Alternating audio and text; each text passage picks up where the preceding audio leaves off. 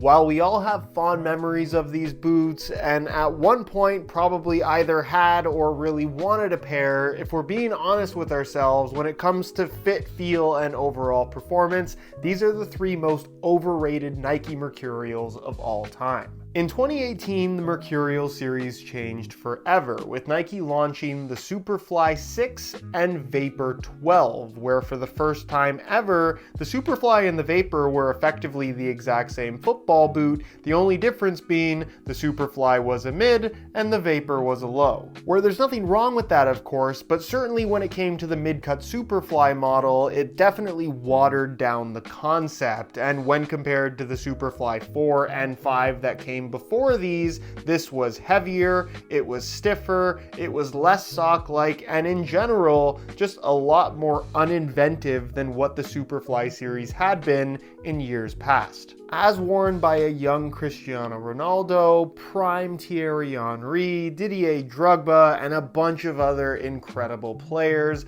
the 2006 Nike Mercurial Vapor 3 is an all-time great and quite possibly the best looking Mercs Nike has ever made. However, when you compare them to the Vapor 1 and 2 that came before them, they were heavier, they were stiffer, and they were somehow even more uncomfortable. Where unless your feet were made of literal steel, blisters were all but guaranteed due to this yellow foam material that lined the heel and ankle area that effectively ripped the skin off the back of your heel. Despite the legendary status of Nike's 2010 World Cup pack colorways, the Mercurial Superfly 2 that actually launched the year prior is possibly the worst Mercurial boot of all time. Compared to the Superfly 1 that came before it, it gained a significant amount of weight. While they increased the amount of flywire to make the boots more responsive, it also made this arguably